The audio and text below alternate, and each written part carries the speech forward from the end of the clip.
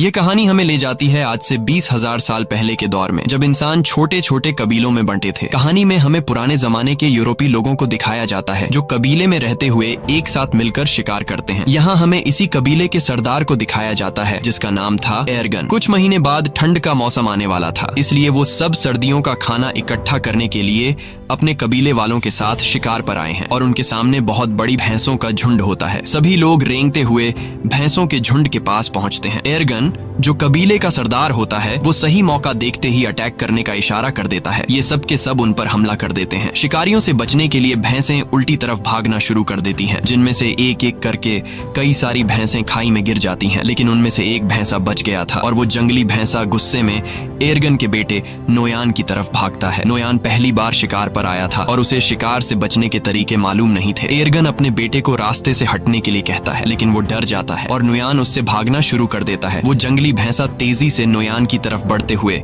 उसे अपने सींग में उठा लेता है और खाई की तरफ भागना शुरू कर देता है। एर्गन जो उस कबीले का सरदार है वो देखकर अपने बेटे को बचाने के लिए भैंसे पर भाला फेंकता है। भैंसे को भाला लग जाता है, लेकिन घायल होने के बाद भी वो नोयान को नहीं छोड़ता और नोयान को खाई से ऊपर उछाल देता है। और यहाँ से कहानी जाती है फ्लैशबैक में, यानी कि एक हफ्ता पहले, जहाँ पर हम देखते हैं कि कबीले के लोग शिकार की तैयारी कर रहे हैं। वो पत्थरों से अलग अलग तरह के नुकीले हथियार बना रहे थे। ये सिर्फ तैयारी नहीं थी, बल्कि नए लोगों को शिकार में हिस्सा लेने के लिए इस तरह के पत्थर बनाने पड़ते थे। जो सबसे तेज और नुकीला हथियार बनाएगा उसे शिकार के लिए सिलेक्ट कर दिया जाएगा। इस प्रतियोगिता में एर्गन का बेटा नोयान भी पास हो जाता है। उसी रात को नोयान की माँ एर्गन से कहती है, नोयान को अपने साथ शिकार पर मत ले जाओ, वो अभी बच्चा है, मैं उससे बहुत प्यार करती हूँ और उसे खोना नहीं चाहती। एर्गन कहता है, सर्दियां आने वाली हैं और साल के इस वक्त में सभी शिकार करने के लिए जाते हैं। अगर हम शिकार पर नहीं गए तो हम सर्दियों में भूख से मर जाएंगे और नोयान को खुद को साबित करना होगा कि वो मेरा बेटा है। अगली सुबह सभी कबीले वाले शिकार के लिए निकल रहे होते हैं, लेकिन नोयान की माँ नोयान के लिए बेचैन हो रही थी कि कहीं मेरे बेटे को कुछ हो न जाए। लेकिन एर्गन उसे तसल्ली देता है, तुम परेशान मत हो, नोयान को कुछ नहीं होगा। और वे सब शिकार पर निकल जाते हैं। थोड़ी दूर आगे जाने के बाद यहाँ पर एक दूसरा कबीला भी आता है जो उन्हीं की तरह शिकार करने के लिए निकला है ताकि सर्दियों के लिए खाना इकट्ठा कर सके। बहुत लंबा सफर तय करने के बाद वो सब एक पत्थर के ढांचे तक पहुँचते हैं जो कभी उनके पूर्वजों ने बनाया था। ये सफर बहुत खतरनाक होता है। इस सफर में उनके कई पूर्वजों ने अपनी जान गंवाई है, इसीलिए उन्होंने पूर्वजों की याद में यह पत्थर का ढांचा बनाया होता है। आगे चलने के बाद उन्हें एक जंगली सूअर दिखता है जिसे वो भाले से घायल कर देते हैं। एर्गन अपने बेटे नोयान से कहता है कि तुम इसे मारोगे, लेकिन नोयान ने पहले कभी शिकार नहीं किया था। वो इसे देखकर घबरा जाता है और नोयान उसकी जान नहीं लेता, इसलिए एर्गन उसके हाथ से पत्थर का खंजर छीनकर जंगली सूअर को मार देता है। और उसके बाद एर्गन अपने बेटे से कहता है, तुम इतने कायर निकलोगे, ऐसा मैंने कभी नहीं सोचा था। यहाँ सिर्फ ताकतवर जिंदा रह सकते हैं, यही जंगल का कानून है। रात के अंधेरे में जब ये सब अपने शिकार को खा रहे होते हैं, तभी कुछ अजीब सी आवाजें सुनाई देने लगती हैं, जिससे एर्गन सभी को होशियार रहने को कहता है। तभी वहाँ अचानक एक शेर आता है और उनमें से एक लड़के को उठाकर ले जाता है। अगली सुबह वो उस लड़के की याद में एक छोटी सी समाधि बनाते हैं और शिकार की तलाश में आगे का सफर तय करते हैं। लेकिन कई मीलों का सफर तय करने के बाद भी उन्हें कोई शिकार नहीं मिलता। पूरा दिन चलने के बाद रात को ये सब एक गुफा में रहने का फैसला करते हैं, जहाँ एर्गन अपने बेटे नोयान के हाथ में तारों के कुछ टैटू बनाता है और उसे बताता है कि ये तारे तुम्हें रात को आसमान में दिखेंगे और जब तक उनका पीछा करोगे तो वापस अपने घर पहुंच जाओगे। दरअसल ये एक तरह का नक्शा है कि उनका घर किस तरफ है, यानी अगर कोई शिकार के दौरान भटक जाए तो वो इस नक्शे का सहारा लेते हुए अपने घर वापस पहुंच सकता है। सुबह होने के बाद एक बार फिर से ये शिकार की तलाश में निकल पड़ते हैं और तभी उन्हें जंगली भैंसों के पैरों के निशान दिखते हैं, जिसे देखकर सब खुश हो जाते हैं। अब ये जंगली भैंसों का शिकार करना शुरू करते हैं और यहाँ वो सीन आता है जब एक जंगली भैंसे ने नोयान को पहाड़ी से उछाल दिया था। कहानी वापस प्रेजेंट में आती है, जहाँ दिखाया जाता है कि जब नोयान को चट्टान से उछाला गया तो वो नीचे जा गिरा, लेकिन वो चट्टानों के बीच एक पत्थर को पकड़कर लटक जाता है। एर्गन जल्दी से वहाँ पहुँच जाता है और अपने बेटे से कहता है, हिम्मत मत हारना, मैं तुम्हें बचा लूंगा। लेकिन तभी वो पत्थर टूट जाता है जिसे पकड़कर नोयान लटका हुआ होता है। नोयान चट्टानों से टकराता हुआ नीचे गिरता है और चट्टानों के बीच में बने बने हुए एक छोटे से रास्ते में जा गिरता है। एर्गन अपने बेटे को बचाने के लिए जाना चाहता है, लेकिन उसके कबीले वाले लोग उसे रोक लेते हैं। वो कहते हैं, अब यहाँ से नीचे जाने का कोई रास्ता नहीं है। तुम्हारा बेटा अब इस दुनिया में नहीं रहा। हम तुम्हें खोना नहीं चाहते। तुम हमारे कबीले के सरदार हो। तुम्हारी जिम्मेदारी है कि तुम हम सब की हिफाजत करो और हमें वापस घर ले चलो। लेकिन एर्गन किसी की भी बात को मानने को तैयार नहीं था। वो पूरी रात उसी चट्टान के किनारे बैठकर अपने बेटे को आवाजें देता रहता है, लेकिन आखिरकार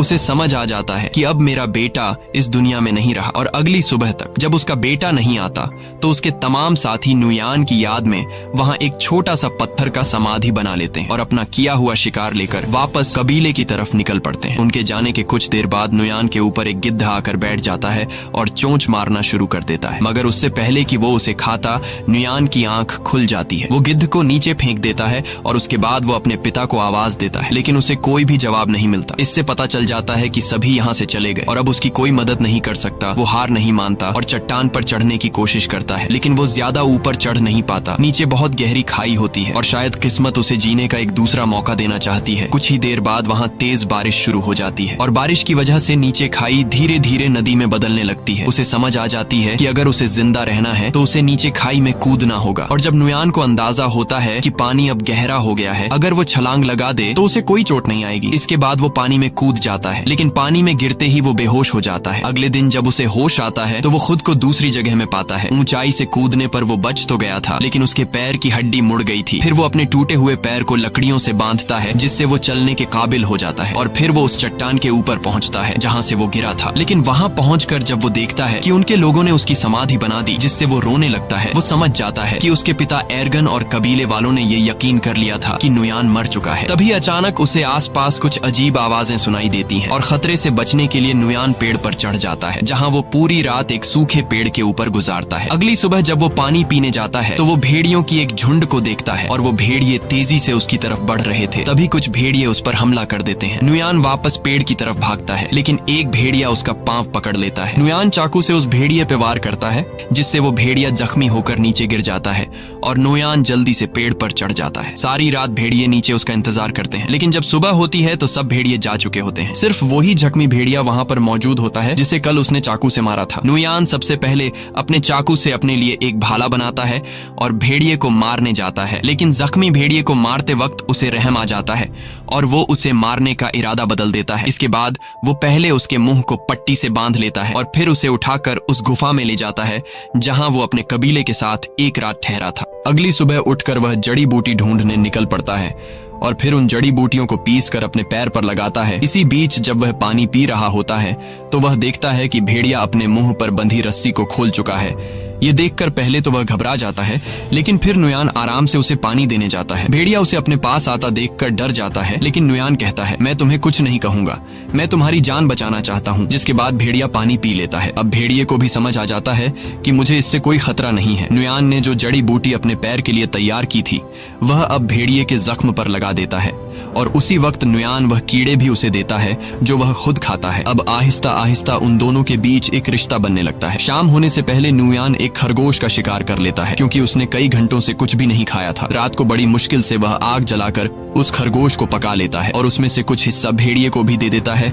ये दोनों बुरी तरह से घायल होते हैं, इसीलिए कुछ दिनों तक उसी गुफा में रहते हैं। एक रात नुयान अपने हाथ के टैटूज को देखता है जो उसके पिता एर्गन ने बनाए थे और उन सितारों को आसमान में देखता है। वह कहता है, मुझे घर जाना होगा अपने माँ बाप से मिलने। और नुयान भेड़िए से कहता है कि तुम्हें भी अपने झुंड की तरफ लौटना चाहिए। अगली सुबह वह सफर के लिए तैयार हो जाता है। वह भेड़िए से कहता है, तुम भी अपने घर चले जाओ उससे पहले कि बर्फ पड़ने लगे। और वह वहाँ से निकल पड़ता है, लेकिन वह देखता है कि भेड़िया, जिसका नाम उसने अल्फा रखा है, वह उसके पीछे पीछे चलता आ रहा है। काफी दूर जाने के बाद भी वह भेड़िया उसका पीछा करता है। नुयान कई बार अल्फा को भगाने की कोशिश करता है, लेकिन वह पीछा नहीं छोड़ता। असल में भेड़िए को नुयान के साथ लगाव हो चुका था, क्योंकि नुयान ने उसकी जान बचाई। उसी वक्त अल्फा एक सुअर देखता है। वह उसका शिकार करने की कोशिश करता है, लेकिन कामयाब नहीं होता। नुयान समझ जाता है कि भेड़िया भूखा है। उसे वह खाना दे देता है जो खुद के लिए जमा किया था। ये पहली बार था कि अल्फा ने नुयान के हाथों से खाना खाया। अब ये दोनों दोस्त बन चुके हैं। उसके बाद अल्फा एक खरगोश का शिकार करता है जो ये दोनों मिलकर खाते हैं और रात को एक साथ सो जाते हैं। अगली सुबह अल्फा नुयान का मुंह चाट कर उसे जगाता है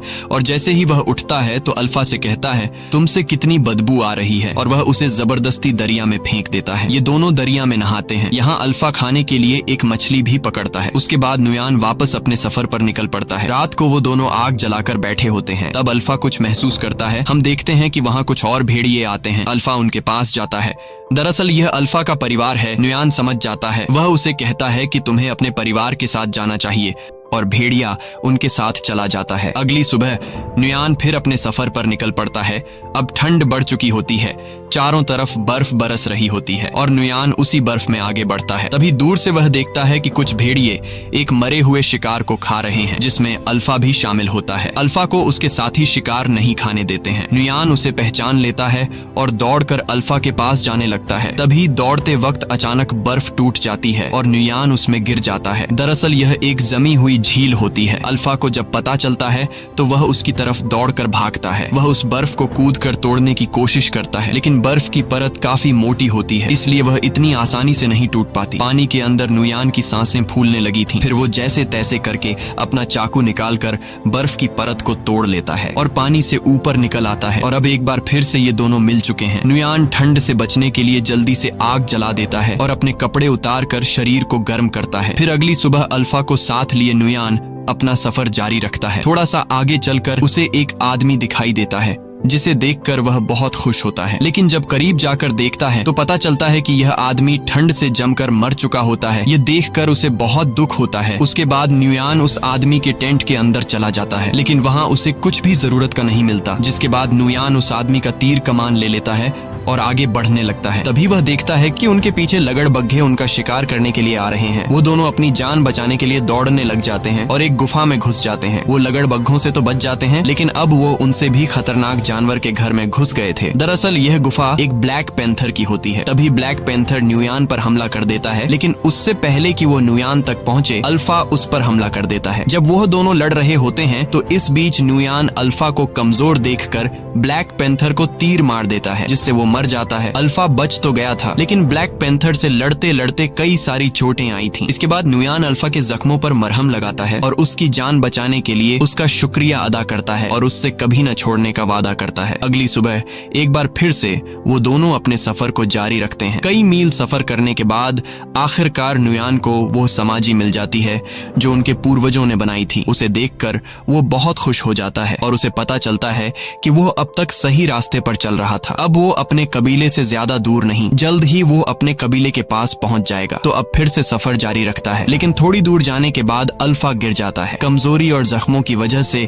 वो अब चलने के काबिल नहीं था। नुयान बिना टाइम जाया किए अल्फा को अपनी गोद में उठाकर कबीले की तरफ बढ़ने लगता है। बर्फीला तूफान बहुत तेज था और कई हफ्तों से नुयान सफर कर रहा था, इसीलिए अब उसे आगे सफर करने में बहुत मुश्किल पड़ रही थी। लेकिन वो हिम्मत नहीं हारता और आहिस्ता आहिस्ता कबीले की तरफ बढ़ता है। एक जगह पहुंचने के बाद उसे दूर से अपना कबीला दिखाई देने लगता है। इस दौरान उसके पिता को भी पता चल जाता है कि दूर से कोई आ रहा है। इतने दिनों बाद अपने घर को देखकर उसकी खुशी का कोई ठिकाना नहीं था। उसके बाद जैसे तैसे करके वो अपने कबीले तक पहुंच जाता है और वहीं पर गिर जाता है। नुयान को देखकर उसके माता पिता दौड़ कर आते हैं। उसे देखकर उन दोनों को यकीन नहीं होता कि ये हमारा बेटा है। वो दोनों मान चुके थे कि हमारा बेटा मर चुका है, लेकिन अब उसे जिंदा देखकर वो बहुत ज्यादा खुश हो जाते हैं। फिर नुयान अपने पिता से कहता है कि अल्फा को बचा लीजिए। यह कहकर नुयान बेहोश हो जाता है। कुछ घंटे बाद जब उसकी आंख खुलती है तो वो अपने घर में होता है। उसके माता पिता और कबीले के लोग चारों तरफ बैठे हुए होते हैं और अल्फा भी उसके पास में ही लेटा हुआ था। लेकिन यहाँ उन्हें पता चलता है कि अल्फा ने कुछ बच्चों को जन्म दिया है। ये देखकर नुयान चौंक जाता है। यानी अल्फा एक भेड़िया थी और प्रेग्नेंट होने के बावजूद अल्फा ने सफर पर नुयान का एक एक कदम पर साथ दिया। ये देखकर नुयान उसे अपने गले लगाता है और दिल ही दिल में उसका शुक्रिया अदा करता है। अब कहानी के एंड में हम देखते हैं कि कुछ हफ्ते बीतने के बाद अल्फा के बच्चे अब काफी बड़े हो चुके हैं। यह एक नए दौर की शुरुआत होती है। यहाँ इंसानों ने जानवरों से भी दोस्ती करना शुरू कर दी है। आखिर में ये दिखाया जाता है कि नुयान कई मुश्किलें झेलने के बाद आखिरकार घर पहुंच गया और अब अल्फा और उसके बच्चे भी उसके साथ थे। इसी के साथ कहानी खत्म हो जाती है। अगर वीडियो आपको पसंद आई हो तो हमारे चैनल को जरूर सब्सक्राइब कीजिए।